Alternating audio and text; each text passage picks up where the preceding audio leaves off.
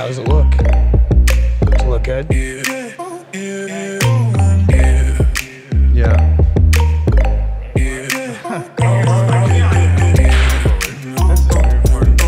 Part of the thing.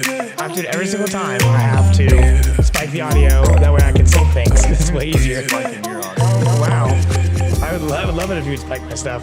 By the way, we reached 4,000 followers, likes, on Facebook today. Nice. Because I invited 2,000 people to like the page. Well, there you go. Yeah. You guys need some more? I'll send some people. Yeah, send people. Okay. You can go on and actually, you can't invite people to like our page from yours, I don't think. But Yeah, I can. Can you? Yeah, a lot of musicians, we just do it Back and forth. See, this is the sneaky stuff you learn with musicians.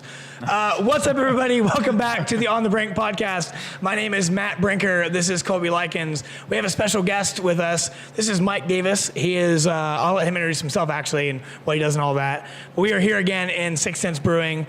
We are here again with 6 Cents Beer. And I'll let you, Mike, give us a quick 1-2 minute intro, who you are, what you're about, all that. Colby has 2 glasses of water today. This man could not be contained, fellas. It's important to hydrate. Yes. All right, so give us what you got, Mike. All right, I'm Mike Davis. I'm the head brewer, kind of the director of brewing operations here at 6 Cents Brewing. So we're on my home turf, people. And we are, I'm pinch hitting kind of a change in the lineup because of just some things that occurred. And so I'm happy to be here. I have been the head brewer at 6 Cents since its inception, which was approximately 2 years before we even opened. Yep. We A lot of started, people don't know that, too. Oh, no, we started doing test batches 2 years before we opened. I am an avid, I love home brewing. I made pretty good beer out of the garage, and we bought some equipment and decided that we would start doing test batches.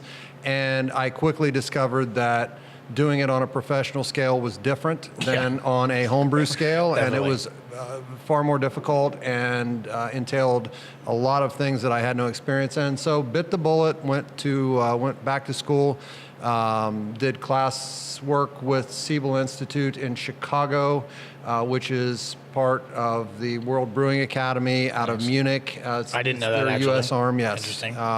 World Brewing Academy out of Munich's been around a year or two, and or 600, or some crazy, I don't know, a lot. But anyway, education, as it always seems to do, made an enormous difference. Yep. We were able to get this thing opened in February of 2017, and it's been a rocket ship ride ever since. Yep. Well, I actually didn't know that you went to school and did all that. I don't know how I missed all that, but that's awesome. And Yeah, I didn't realize that. yeah, I knew you had done homebrewing and all that stuff, but I didn't know that there was schooling involved too. Yeah, absolutely. So I guess once again, thank you to our unofficial sponsor, 6 Cents Brewing, for allowing us to Cheers, be in here. boys. Cheers, cheers, cheers. Super excited to be drinking this beer. Yeah. This is prodigious. I'll say, give us. I'm not going to talk about the beer because you are the man that taught me about. Well, you are the man that taught me about all the beer. So you tell us about this beer. This beer is it's an imperial brown ale that we treat with coffee from the Spot on Main, which is a local coffee shop here in Jackson. Spot on Main. Shout out Spot on Main, Jenny Massie. And it is it's super coffee forward. We put vanilla in it too to try and smooth some of it out.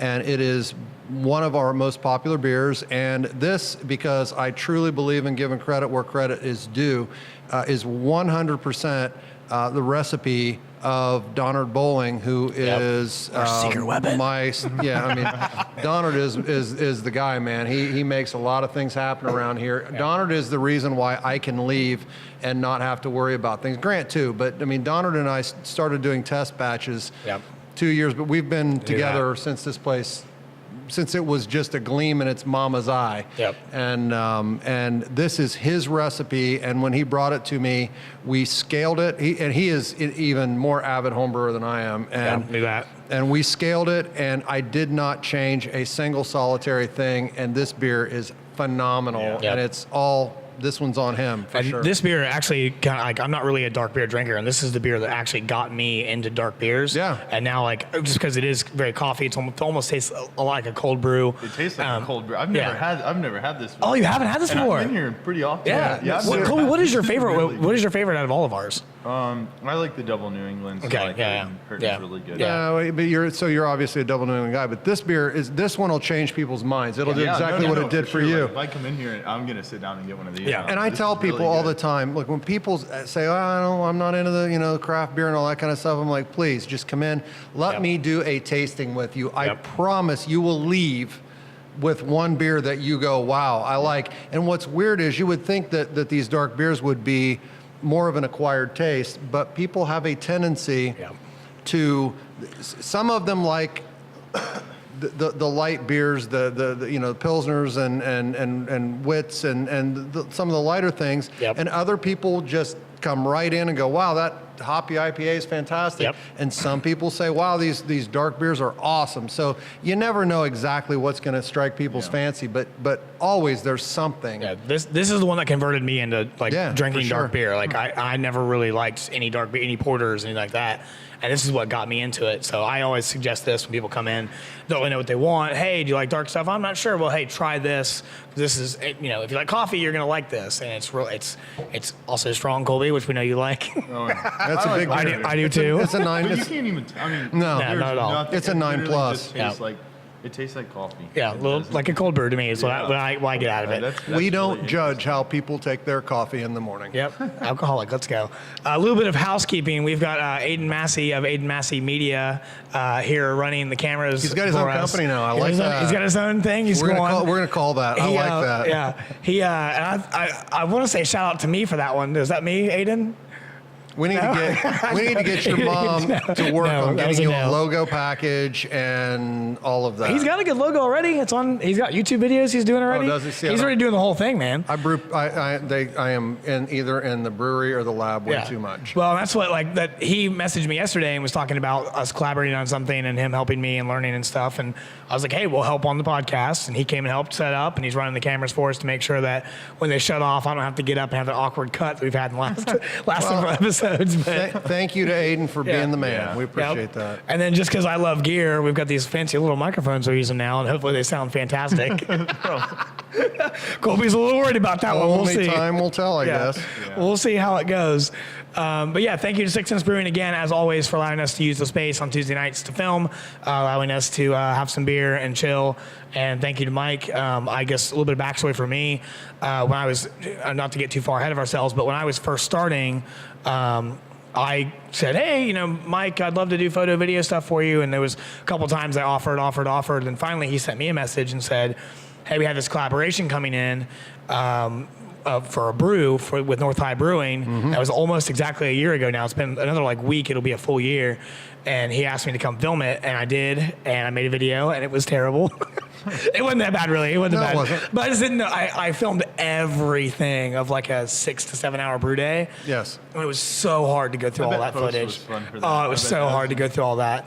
But then it was about another month later, I was looking for a job, and that little connection flipped into what I'm doing now, and then that bartending job flipped into managing the brewery and stuff. So that right there is the most important thing for anybody who's watching this and just wanting to do something. Yep. Is anyone that you meet, and like how you and I met. Yep. I think I met you at the liquor store as well. Yeah. I mean, I'm at your job or at when you're at a store and the way that you're speaking to people or just anywhere. I mean, the way that you treat people, it goes so much further than you would think. Yeah, it's not just that transaction. It could be something down the road where someone, you offer, with you offer something, and then it was almost a year and a half before we really sat down and started doing this. After I said, hey, if you ever want to do photo video work, I'd love to help you. And that's something that I think we might have mentioned briefly on here of just the power of asking people of hey, can I help you? Or do you need anything or whatever is super great because number one rule of sales, if you don't ask for the order, you don't get the sale. Yeah, that's true. That's very true.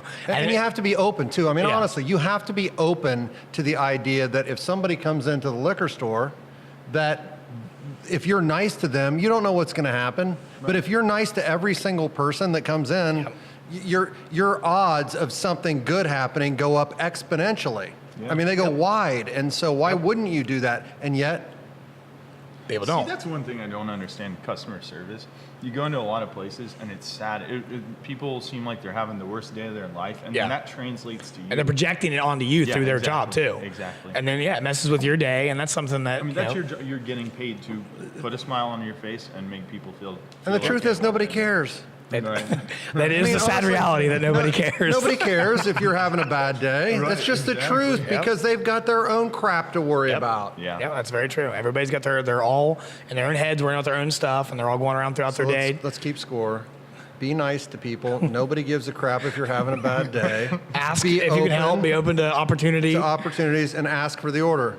So far, we got 4 pretty good ones. Yeah, and that's I think that's one of the reasons why I told Colby from the get that we wanted to have you on here, and you are an Audible this week. I was going to have you more a little bit later on just to get something established because I do think this is going to be a great episode because of all the things we talk about regularly here. I do want to say our condolences to Devin Hale, good friend of the brewery. His mother passed away last week, and he is taking some time to himself, understandably. Just want him to know that we love you, dude. Like, Yeah, you're the love that man. kid.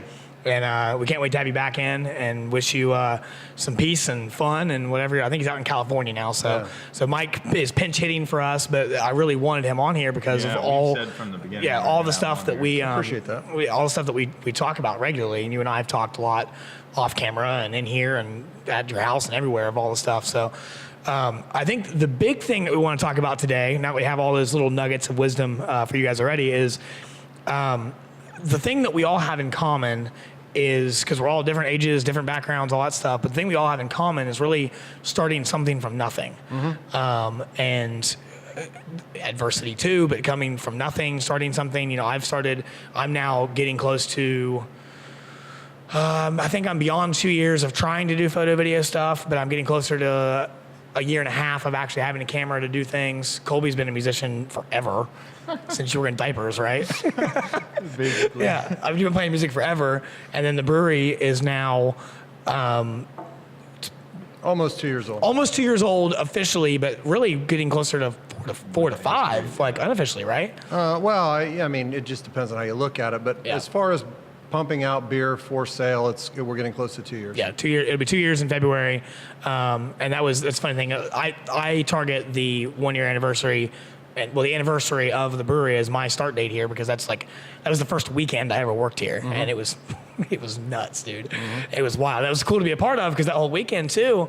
And I knew nothing about craft beer coming into this, and not nothing. I knew very little about craft beer. The last place I'd worked at, restaurant service wise, was more high end liquor and like cocktails and wine. And I came in here, didn't know much, and you and Grant and Donner had spent a ton of time talking to me about this stuff. And then we had that 1 year party. It was wild. And that Sunday, we went up to Columbus and had that Juicy Brews. Is Juicy Brews craft beer? Is it Juicy's Yeah, only? It was a beer festival, yeah. Yeah, beer festival. It was, they called it Juicy Brews, and the first couple of them across the country had been New England IPAs only. Yeah. But they were trying to gear a little bit away from that and try and mix some other things in with it, and it really didn't work. It ended up being almost all either New England or West Coast IPAs. Yeah. And the cool thing for me, Which that was an awesome event. by it the was way. awesome. The cool thing for me was like, I'm up there and hey, I like the beer. I came in here as a customer and drank all this stuff and I loved it. But then working there, everybody kept coming up to our booth and going like, this stuff is so good. This stuff is so good. This stuff is so good. And it was so cool for me to be a part of, especially the first week, because I didn't know, like, is this stuff that good? I like it. I don't know if everybody else likes it. So that was cool. So I don't know, Colby, how did you get started in music and how, like, tell us the come up story and the grind. And I know you were a part of a band and now you're a solo, and like how many bands you've been a part of. Like, where did this all begin? So I started playing. What's the origin story here? Started playing music when I was In his like, diapers. I started singing and all that stuff. Yeah. Whenever I was like 5 years old, and Yeah. I sang at church and all that stuff for a while, and then I started writing songs in third grade, That's awesome. and I liked this girl, so I started writing Oh, songs. there it is, everybody. Always the girl. There it is, everybody. There's a secret. And I started writing songs for this girl and songs about Spider-Man and stupid stuff. Spider- Because I was in Do you still third have grade, these that's what was songs? Cool. I remember them. They had Oh my minimal God. lyrics, you know, there wasn't much thought Oh into my, them. that stuff's got to be gold, dude. Yeah, sure. Yeah. And so I think it was third grade or so, and then fourth grade I did basically the same thing. And I'd spend all my free time in school like writing songs and cutting out little tickets that I would make, and I would give them to all the girls, and then tell them to come watch me at recess. And then See, this man is a hustler, dude. I love it. I like that a lot. I quit playing for a while because I was really involved in sports, and I was like fourth grade. I mean, I just didn't have a focus on something I really wanted. I got in seventh grade and I wanted to play guitar, and my parents had bought me a piano before, and they're like, no, we're not buying you a guitar. So I went and I got this job at a berry patch, bought enough money to buy a guitar, started a band, didn't even know how to tune my guitar. I was in a band, didn't even know how to tune my guitar. Now, were they good? Like they were. Other guys were amazing. They were really good. And we're all like eighth graders. Sounds like The Edge, man. That's how he did it. Honestly. Before I knew it, I was picking up a little bit, but it was just from watching myself fail continuously. Yeah. And I think That's something to keep note of, by the way, because I want to go. I want to come back to that. watching yourself fail. Yeah, I want to come back to It's that super one. important. Yeah. And then by the time, so that was like 14. I was 16, started playing, or 15, started playing in a band and singing for them. Yep. And then 16, I started playing acoustic stuff, like at churches and different events, like solo stuff. And then 17, I started a band. That band lasted on and off until I was 25. So that's the one. That was the On High, right? Ohio On High. On High, Yeah. yeah. Okay. And that band, that was a fun time. It was like a pop punk band, and just all kinds of good times. And then it kind of just fell apart. I played in some other bands in the meantime, but for the most part, that was the one that I put my work into. And then everybody quit because of circumstances. I mean, it wasn't like everybody hated me or I hated everybody else. Just kind of things quit. happen. And then I think after that, I started the solo project, and it was really cool because like the first photo shoot that I did. Sorry, I'm tapping on the table. It's okay. Actually, this shouldn't matter now because these are on the arm, so it shouldn't pick it up. Tap all you want, bud. The first that one might get it.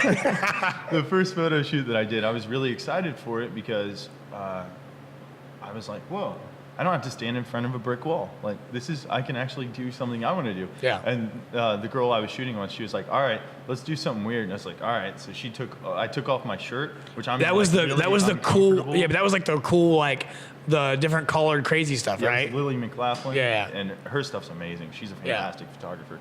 And she put paint all over me. And I was like, this is cool because I could have never talked 4 other dudes into doing this with me. Never. And Mike, I got to show you those because they're badass photos. They're really badass cool. photos. It was a fun shoot. Yeah. And I think from that point on, it was just like, wow, this is my thing. Like, I can do what I want with it. And from there on out, it's been a lot different. And then what about like the business of it? Like, I mean, how has it been profitable? Have you like financially? Like financially, I would say no, and that's only because I am such a terrible person at just doing things for free.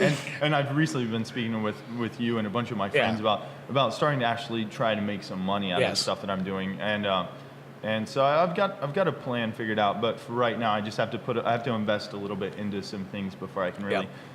See any profit out of it, which that's how it is with basically anything. So and that's something that I offered to do things for free for you, Mike, and I still offer here and there certain things, but I was very quick to start charging. Ask. I was very quick to ask. I mean, it was a week after I got my first camera that someone said, "Hey, I've been following your work with your phone. I see you have a camera now. What would you charge?" And we talked about it before. I was like, $300. She was like, "Sure." I was like, "Hell yeah!" Like, so let's go. Look, that's a really important thing to note because 2 reasons. One, it's a mindset. Yeah. Yes. Do you have value as a creator? Yes. Right? Because if you're going to be a creator and you're going to do it for profit, then you need to understand right from the rip that what you do has value to someone else. Yes. And the reason they're going to hire you is because they can't do it themselves, or you can do it better than them, or they don't have time or whatever. Yeah. But for whatever the reason is, what you do has value, and that is such a mindset. You have to understand that internally, because if you don't, you end up giving your product away all the time. And you did some stuff for us gratis, but quite honestly, you received a lot of benefit from that in addition to, and the early stuff was not as good as your stuff now. Yep. So it's just the way that it works. But that mindset of, if I'm going to do this and I'm going to try and make a business out of it, then you have to get that mindset from the rip. Yes. And understand it. Yeah. I mean, if you're putting time into something, then you should be getting paid. If you want to do it as a hobby and you want to do it for your friends, that's great. But understand that. Yeah. Yep. Yeah. For sure. That's what you're doing. And that's really like, and we've talked about, when you first asked, like, what's this podcast about to me? I was like, well, it's really kind of inspiring. I want to inspire people to do more of that. And I hope that comes through. And I know, like, I've talked to people after the first 2 episodes, especially, that were like, hey, the podcast is awesome. You inspired me to actually ask for more money for this photo shoot or to do more. And I've told Aidan repeatedly, like, he did something for free. And I was like, okay, now you did it for free. Now show the next person asks you what you can do, or if you'll do this, show them that, because it's good quality. Show them that. And then when they ask how much, say $50. And then go do a good job, over deliver for them. And then next time someone asks, you're going to get the word of mouth and the referral. Next time they ask, then it's $100.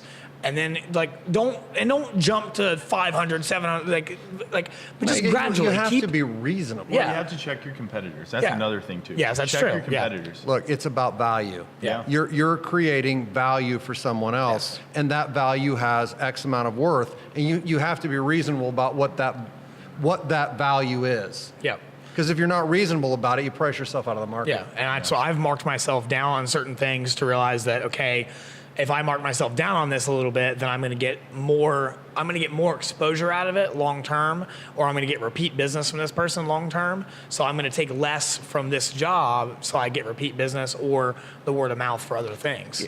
And correct me if I'm wrong, but I'll bet you still get people who are saying, well, yeah, but you'll get great exposure out of this. Yes. And don't get me wrong. Do it for free, you get great exposure. Exposure has intrinsic value. Don't fall in that trap, Aidan. No, exposure has value, but it's not.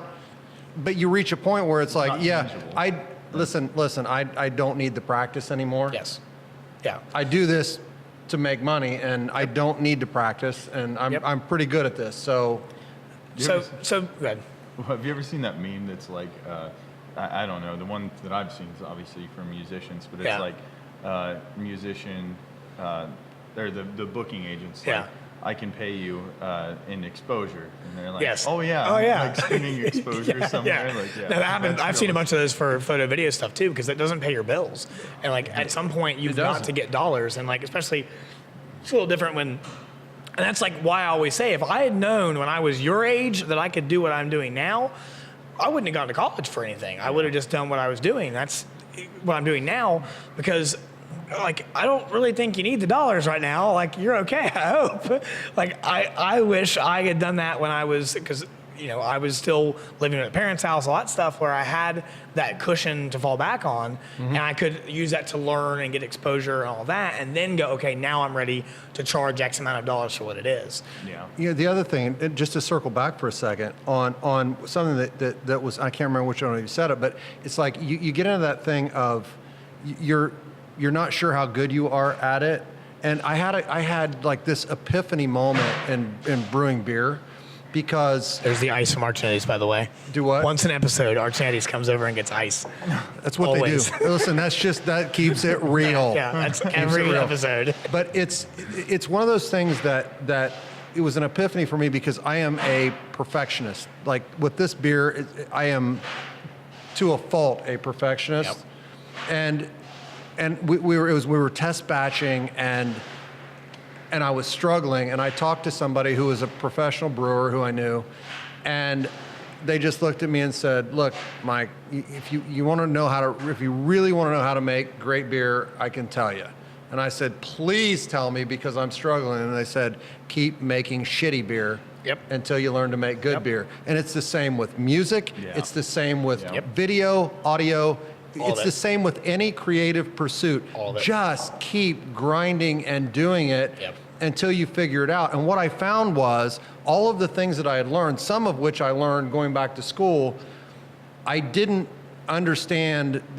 I didn't have the context to understand what they meant then. Yes.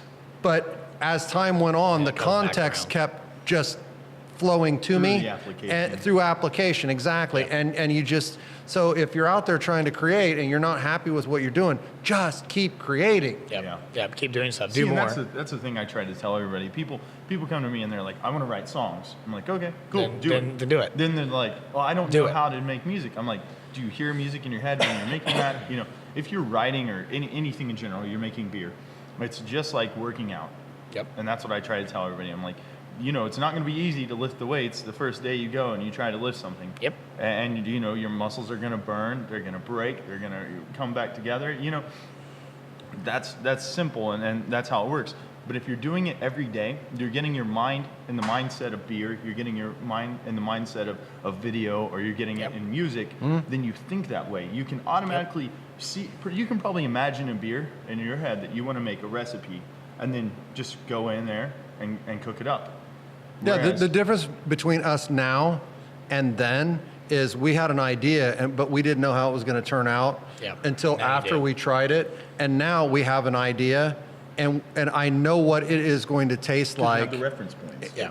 I know the ingredients, I know the equipment, I know the process, Yep. I know the yeast strains. I mean, and it's like, it's just such a completely different thing now than it was then. It's more natural. And it's just, it's a long process to get to that point.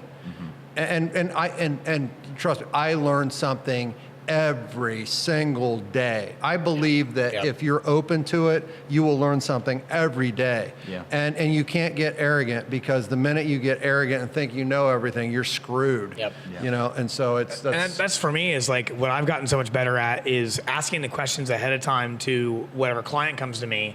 So I shoot for the edit, so I know what I need and what I need to gather, so I can, because I spent so much time shooting everything and then having to deal with all that crap to go through.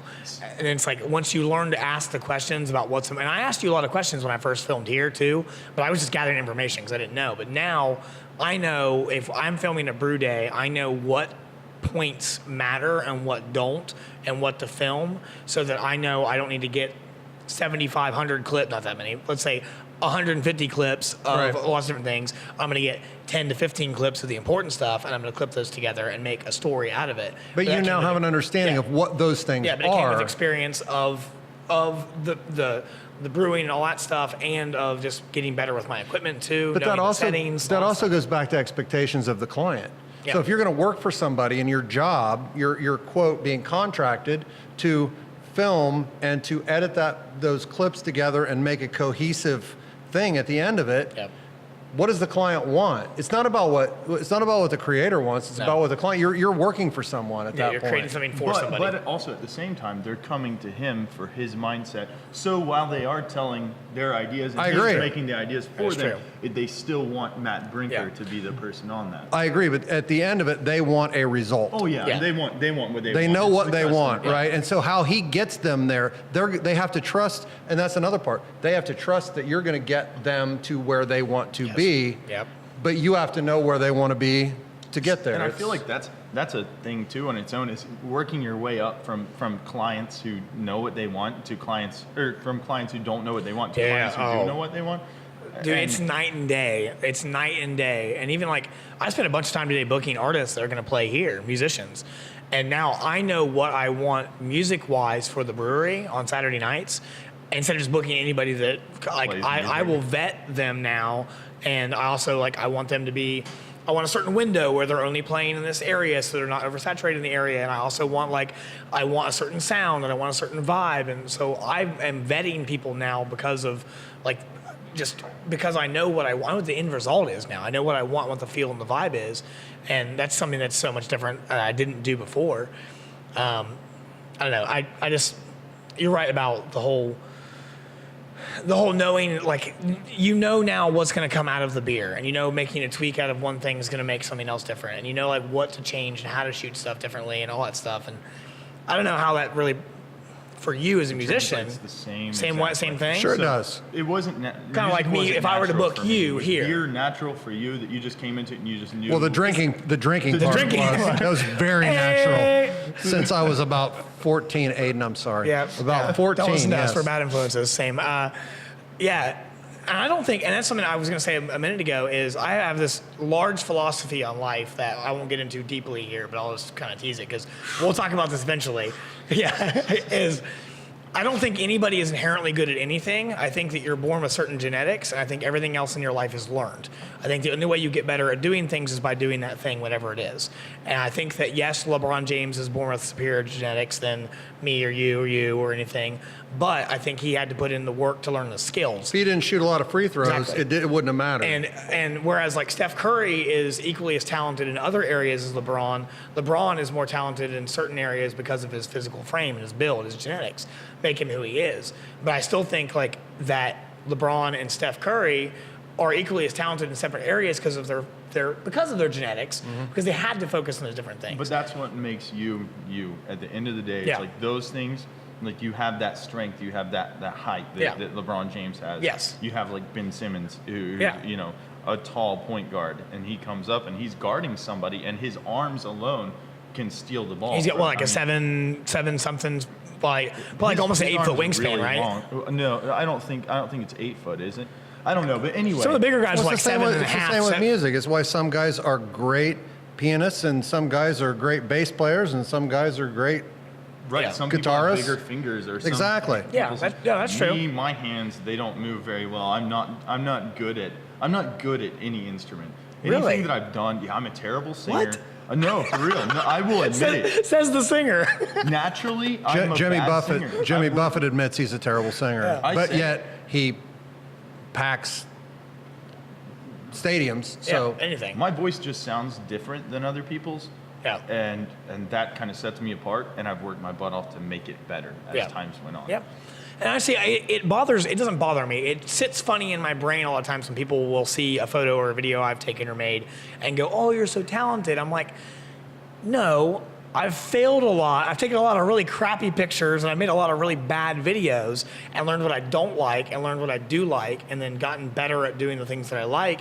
Yeah. I've also I've watched hundreds and hundreds of hours of YouTube videos. And YouTube. Yeah, dude, YouTube, I've watched Should be hundreds. sponsored, even though it's on YouTube. It Yeah. should be sponsored by. it goes back to make shitty beer until you learn how to Yeah, make good beer. exactly. Make Yeah. shitty videos until you learn how to Yep. make great videos. Yep.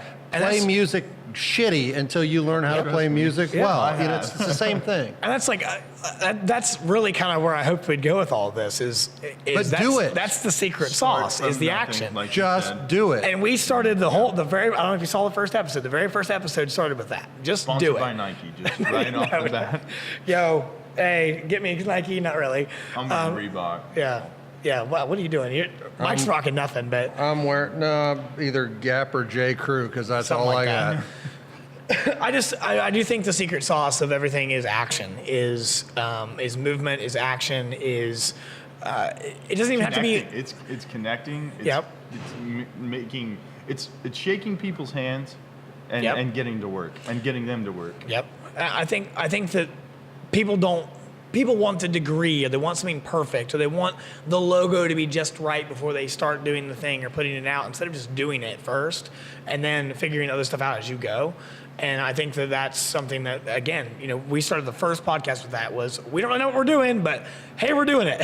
So I'm going to ask you a question. So you get somebody who puts together a great image package, and they've got a great logo, and something pops up on YouTube or it pops up on some social site, whatever, and people are like, "Oh, that's pretty slick, man. I'm going to take a look at this," and they click on it, and 3 seconds later they're clicking out of it because the product sucks. It's still about the product. Yeah. It's about backing it up.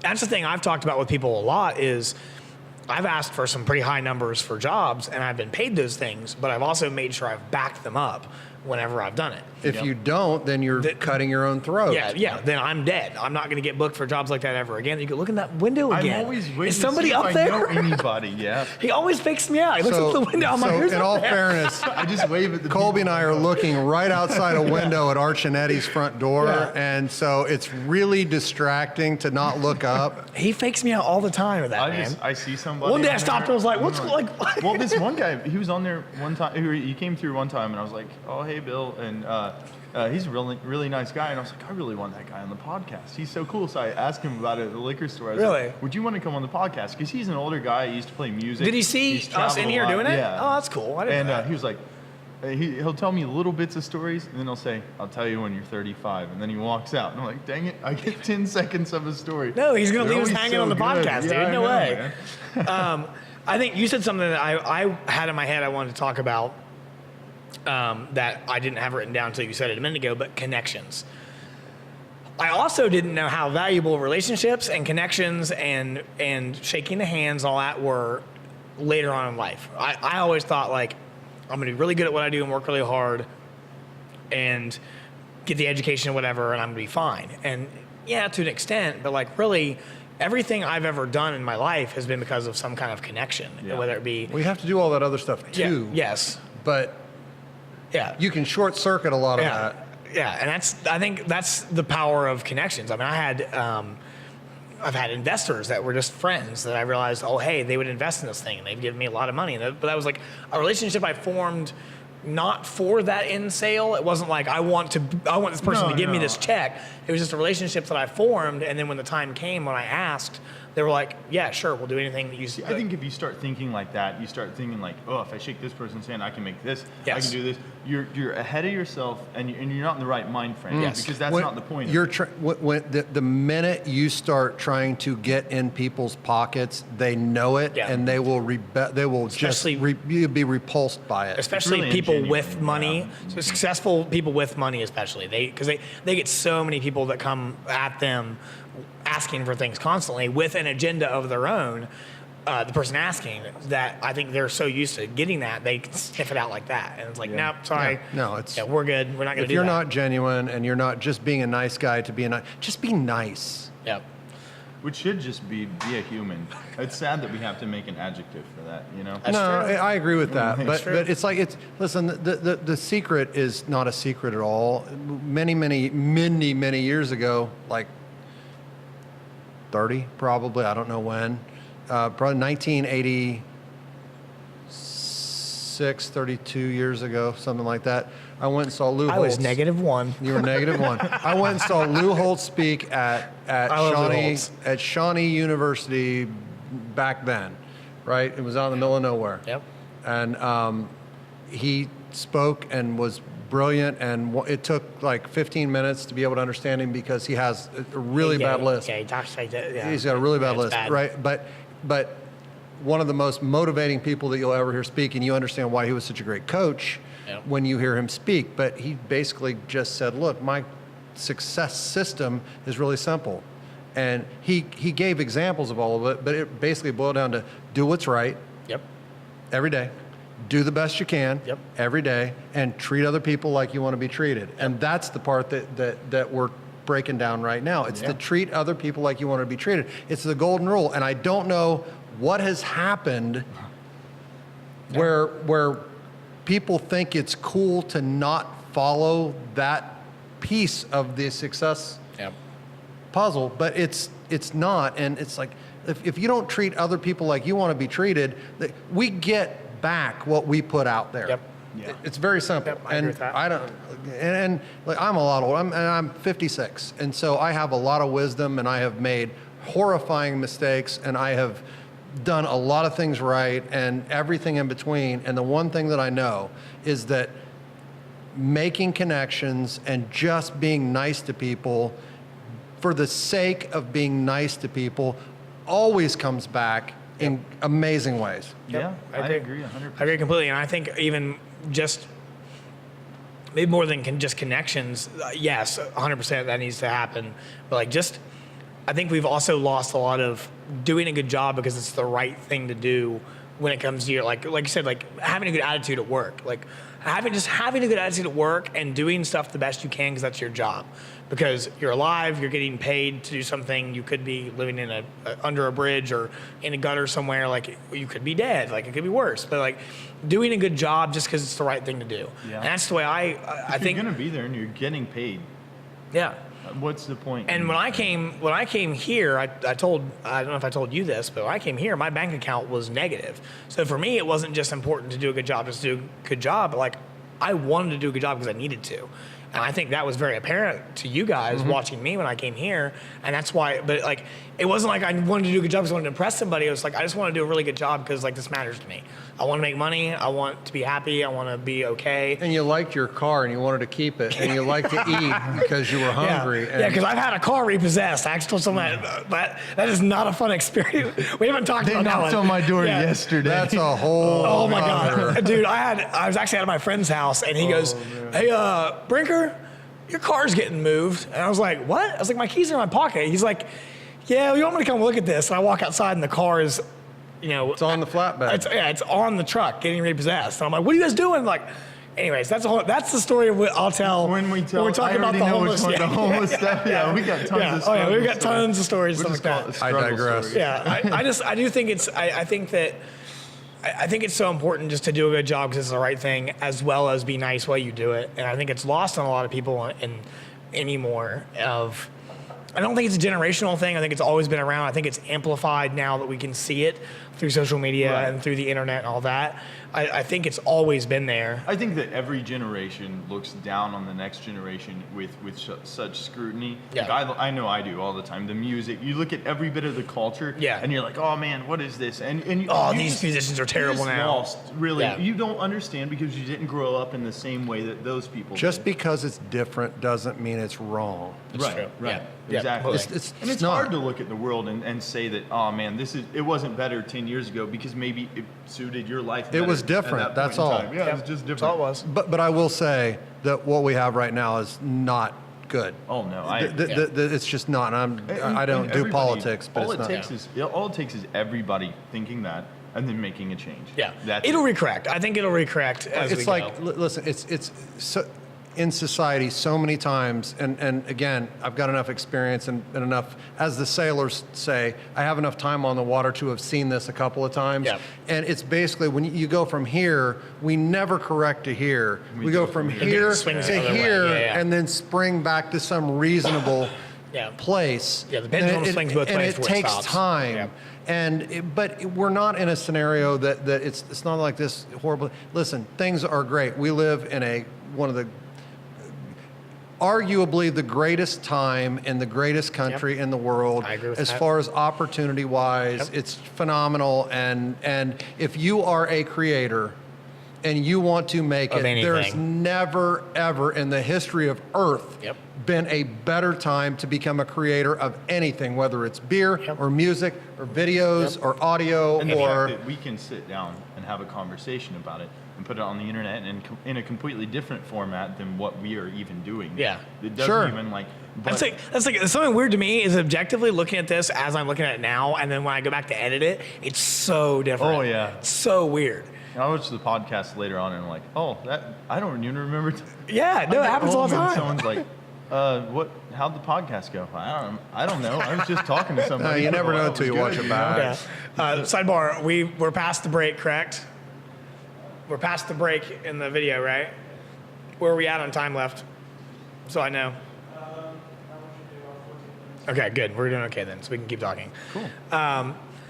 It is weird, and like you said, taking it, having this conversation, filming it, recording the audio, putting it up online in a completely different format is something that wasn't possible. I mean, it was possible 10 years ago, but like, But I mean, you're gonna have to pull out like a lot of. I mean, it's a lot more raw. The setup would have been a lot harder. the technology just didn't exist. yeah, it was Imagine where it would possible, be. but it took so much money to do. Yeah. And like, I remember, I think part of my love for like video started when it hit me yesterday. I was actually Arch Andy's eating, and Like a Slave by Audio Slave. No. Yes, Like a Slave, Audio Slave, right? Chris Cornell, Audio Slave. Yeah. That's what. Yeah. You should know this. Right, I got you. I'm just trying to make sure that it's not Soundgarden. So yeah. Yeah, it wasn't Soundgarden, but back when he was with Soundgarden, I think. No, it was when he left Soundgarden and did his. We need to pull our Chris Cornell time but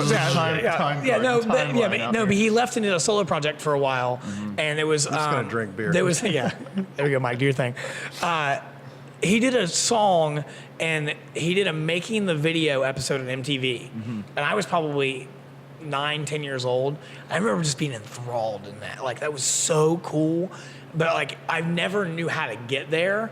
because I watched all that and it was like a big production. There was a director, a producer, there were DPs, there were grips, there were, blah, blah, blah, blah, blah, this, that, and all, and they had a script. And so to me, watching that and then all the Hollywood productions was always like, I can't ever get there.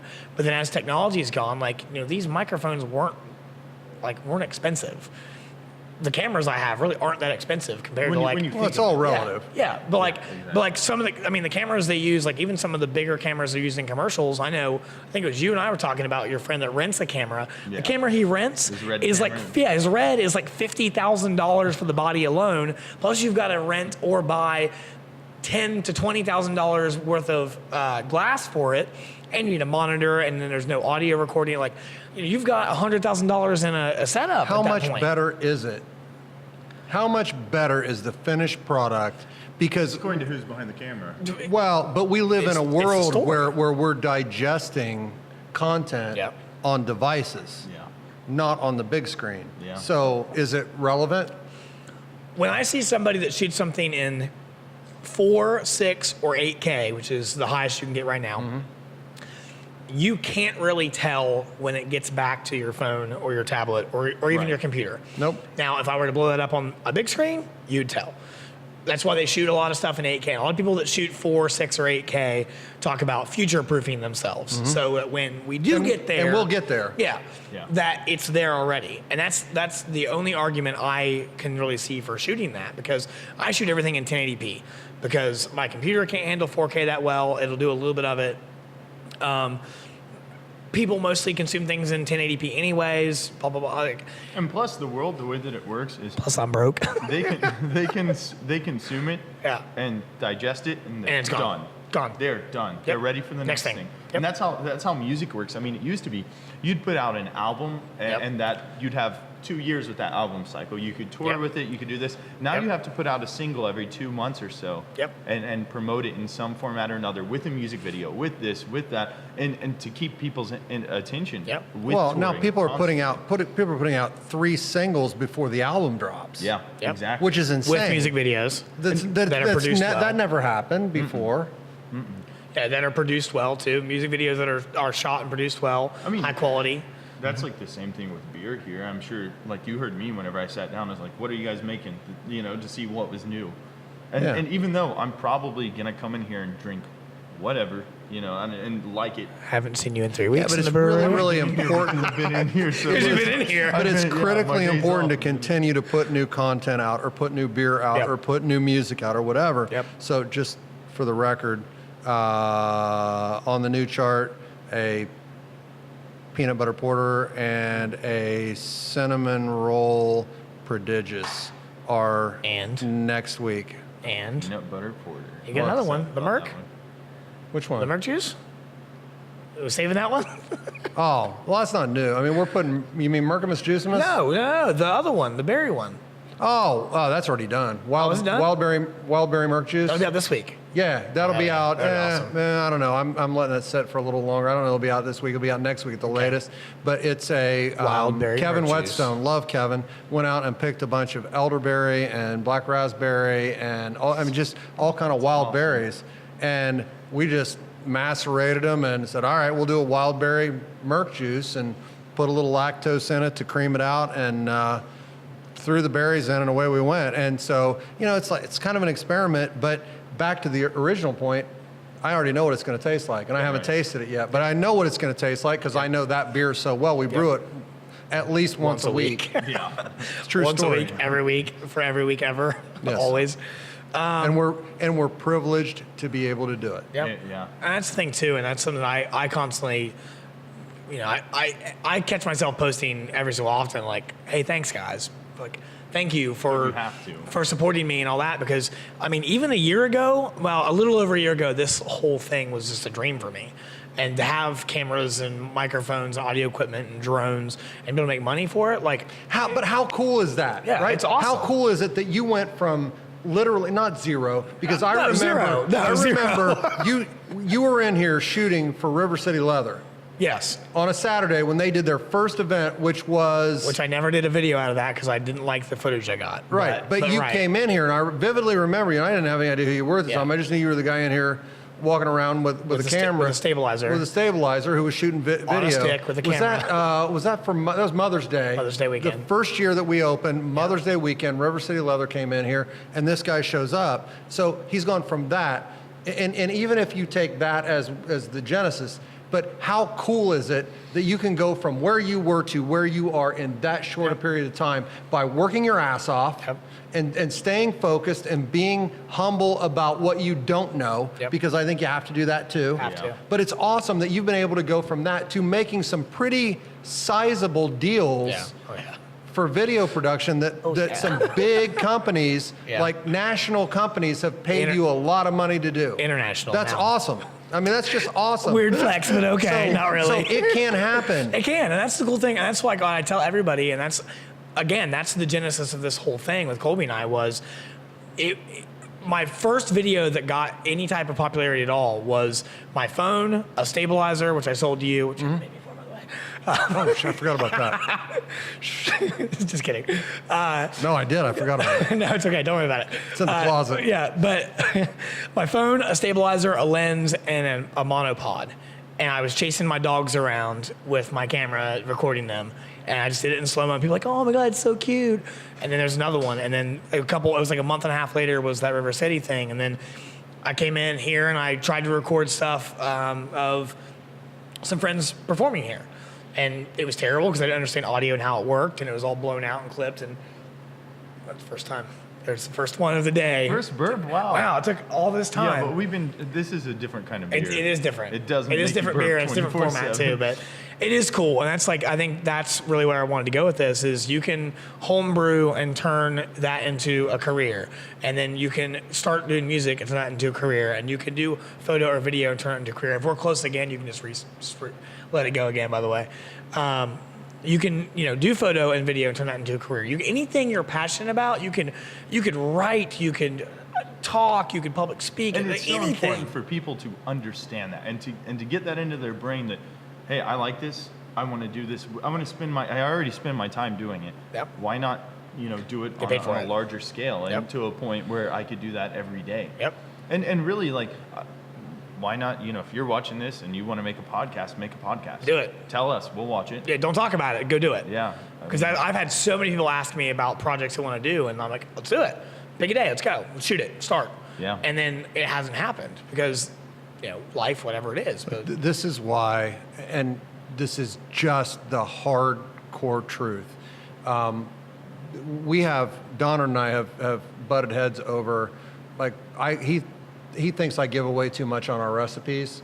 And my attitude is, it doesn't matter because can't recreate it. There are 3% of the people out there that I could give you the recipe, but there's 3% of the people out there that could actually do it at scale. Yep. And so it's not a big deal. And those people already could drink one of my beers and know exactly what I did because I can do the same to them. Yep. And we just respect each other enough not to copy like that. And so it's one of those things that you just have to understand how it really works, and it's just put it out. Yep. And that's something that else is in my head always is done is better than perfect. Getting it done, action, execution is more important. We went 2 episodes without saying his name. Gary Vaynerchuk fucking preaches this shit, and there's my quarter for the day. Preaches this shit 2 quarters, 3 quarters, constantly is ideas are shit, execution is everything. There's 4 quarters. It's true, but it's true. And he's saying, I don't think it's a quarter if you're quoting. Yeah. Okay, take it back.